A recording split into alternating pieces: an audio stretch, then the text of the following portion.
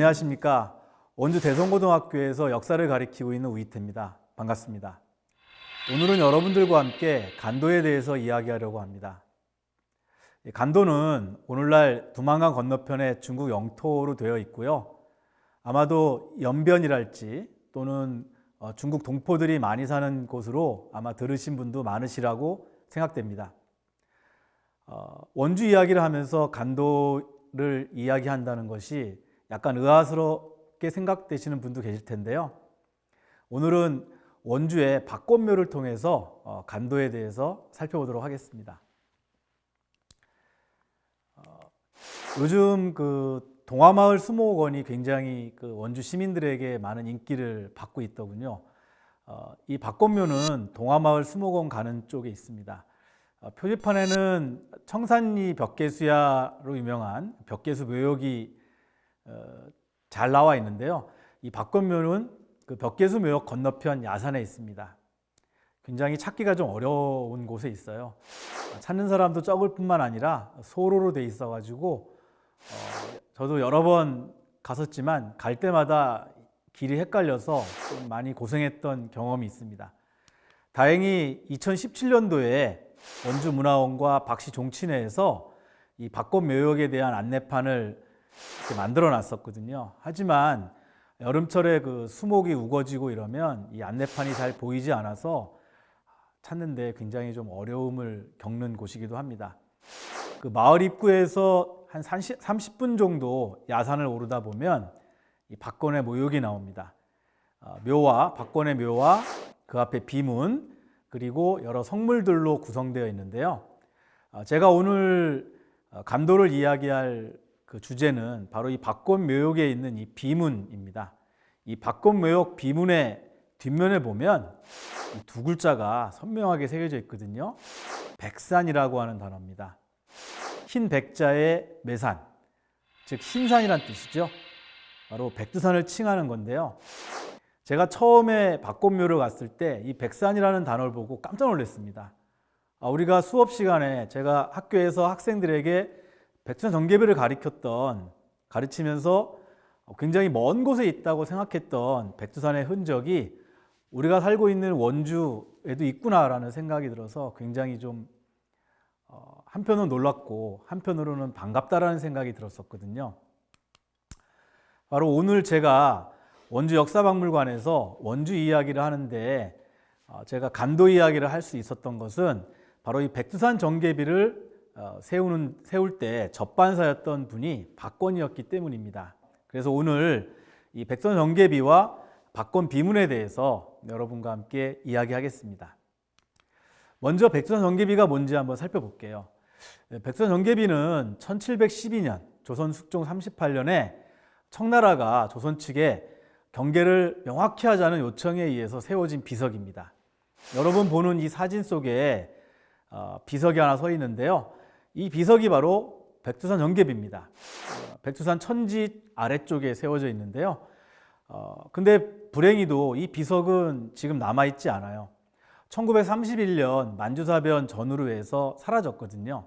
그래서 지금 북한에서 백두산 정계비가 있는 것이라고 추정되는 곳에 바로 이렇게 하얀색 표지석을 만들어서 표시해 놓고 있습니다. 그러나 불행 중 다행으로 여러 사람들이 이 백두산 정계비의 비문을 연구하면서 이 탁본이라는 걸 떠났거든요. 탁본이라는 건 뭐냐면 비석에 한지를 바르고 거기에 먹을 쳐서 그 비석의 글자를 알아보기 쉽게 확인한 다음에 연구하기 위해서 하는 작업이거든요. 그래서 이런 탁본류가 여러 종류 남아 있고 우리나라 국립중앙박물관에도 여러분이 보는 이 탁본이 남아 있습니다.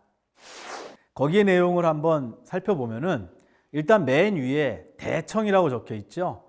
당시 조선은 청과 사대 관계에 있었기 때문에 조선과 청이 세운 비석이지만 조선은 청의 신하국가였기 때문에 일단 청나라가 세웠다 그래서 대청이라고 적어 놓고요.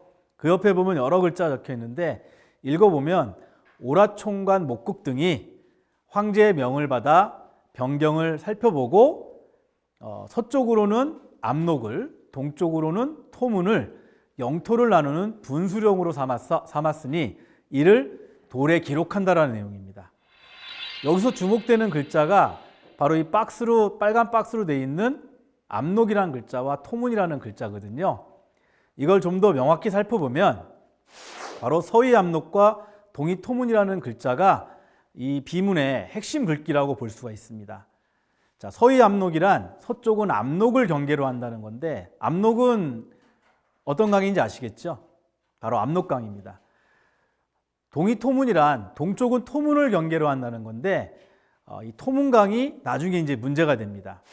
여러분 지도에서 보시다시피 나중에 청나라는 이 토문강을 두만강으로 주장을 하게 되고요. 우리 조선 측에서는 토문은 송하강 상류에 있는 토문강이라고 주장을 하게 돼요.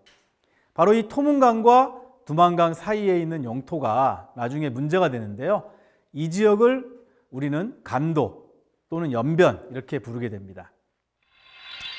지도에서 보시면 바로 두만강과 토문강의 위치가 명확히 보이죠. 바로 그 사이의 영토가 나중에 문제되는 것입니다. 1894년 청일전쟁 이후 조선과 그 뒤를 이은 대한제국은 청의 간섭으로부터 벗어나기 위한 많은 노력을 전개합니다. 영토 문제도 명확히 하기 위해서 노력을 많이 했는데요. 지금 보시는 이 지도는 1907년에 만들어진 대한전도라고 하는 지도인데요. 이 지도를 보면 바로 간도가 함경도에 편입되어 있는 모습을 볼 수 있죠. 그리고 대한제국은 간도관리사 이범륜을 파견해서 간도를 직접 관리하기 시작합니다. 그리고 일본이 설치했던, 우리나라 외교권을 관장했던 통감부에서도 간도에 파출소를 설치해서 운영하기도 했거든요. 1909년 체결된 간도협약에서 일본은 청나라에게 간도 영유권을 줍니다. 대신에 일본은 어떤 것을 획득했냐면 만주 지역의 철도 부설권과 그리고 무순탄광 채굴권 등 각종 이권을 획득해 가거든요. 일본 입장에서 만주는 언젠가 일본이 장악해야 될 땅이었기 때문에 일본은 간도를 청에게 선뜻 넘겨주고 대신에 만주 지역을 장악하기 위한 여러 기반 시설들을 확보해낸 겁니다. 그러나 이 협약이 결국은 간도 영유권이 중국 측으로 넘어가게 된 그런 협정이 돼버린 것이죠. 이상으로 백두산 전개비와 간도 문제를 살펴봤습니다. 지금부터는 이제 박권 비문에 대해서 여러분에게 말씀드리고자 합니다. 제가 학생들과 박권 비문을 답사하게 되면 두 가지 측면을 보통 살펴보거든요. 이 박권 비문이 언제 만들어졌는가, 그리고 박권 비문 뒤쪽에 있는 아까 봤던 백산이라는 단어 있잖아요. 그래서 백산 단어를 통해서 당시의 영토 인식은 어땠는가, 이 두 가지를 살펴보게 되는데요. 첫 번째로 박권 비문의 설립 연도를 살펴보도록 하겠습니다. 이 박권 비문의 오른쪽 면을 보면 숭정 기원 후 88년이라는 단어가 있습니다. 요게 당시 박권 비문이 세워진 연대를 알 수 있는 글자인데요. 숭정이라고 하는 단어는 명나라의 마지막 황제입니다. 당시 명나라 말기에 이자성의 농민반란군이 자금성을 점령했을 때 이 명나라의 마지막 황제인 숭정제는 자금성 뒷산 경산에서 목매달아 죽게 되거든요. 이후 청나라가 중국 전역을 장악하게 됐고요. 조선도 청나라에 대한 4대의 예를 지속하게 됩니다.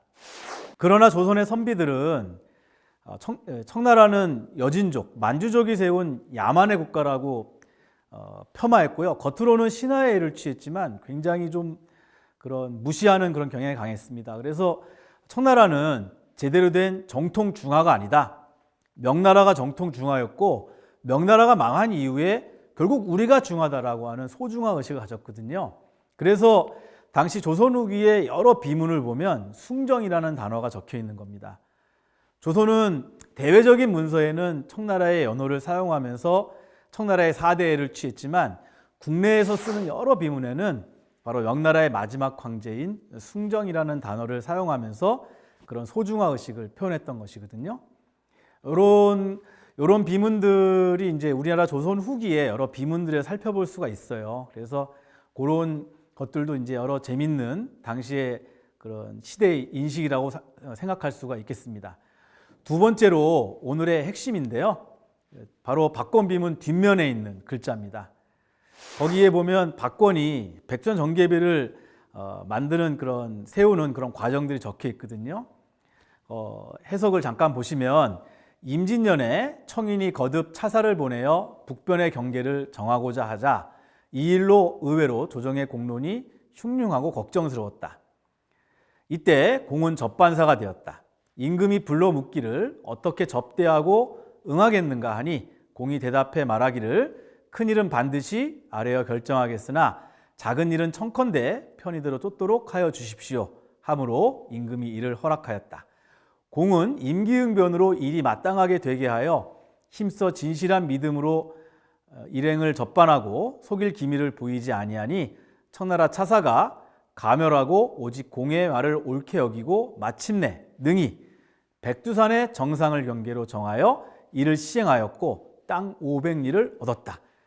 여기 비문에 파란 박스로 채워진 부분이 백두산의 정상을 경계로 정하여 이를 시행하였고 땅 500리를 얻었다라는 글귀거든요. 자세히 보시겠습니다. 백산지 전정 위계한 시행야 득지 500여리. 해석해 보면 백산의 정상을 경계로 하여 시행하니 땅 500리를 얻었다라는 겁니다. 여러분 500리가 어느 정도 될까요? 10리를 보통 4km라 그러니까요. 500열이면 200여 킬로 정도 되겠습니다.